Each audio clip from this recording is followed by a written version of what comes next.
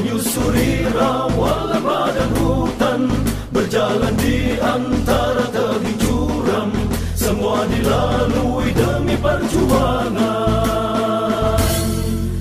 Letih tubuh di dalam perjalanan, saat hujan dan badai merasuk di badan, namun jiwa harus terus bertahan, karena perjalanan masih panjang.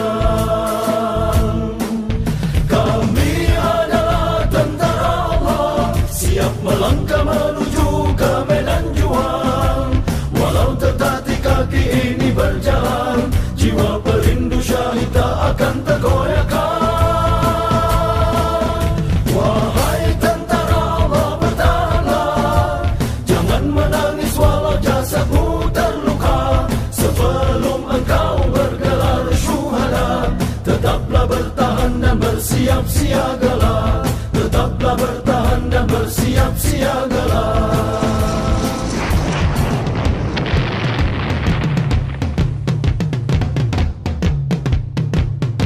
Gunung tinggi menjulang, samudra luas membentang, adalah lahan peneguhan.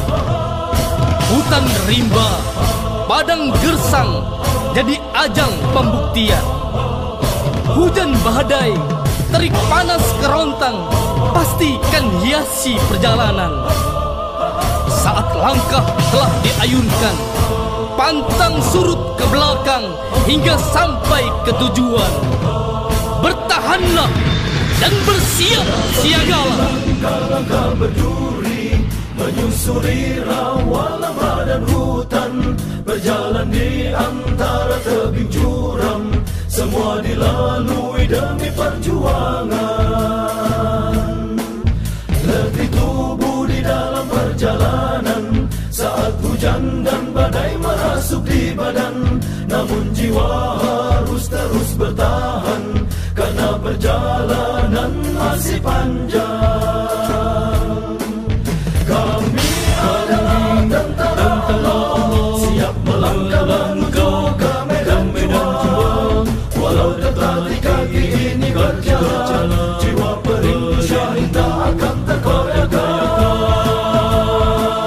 Wahai tentara Allah, bertahanlah, jangan menangis walau jasad terluka. Sebelum engkau bergelar syuhada, tetaplah bertahan dan bersiap siagalah. Tetaplah bertahan dan bersiap siagalah. Tetaplah bertahan dan bersiap siagalah.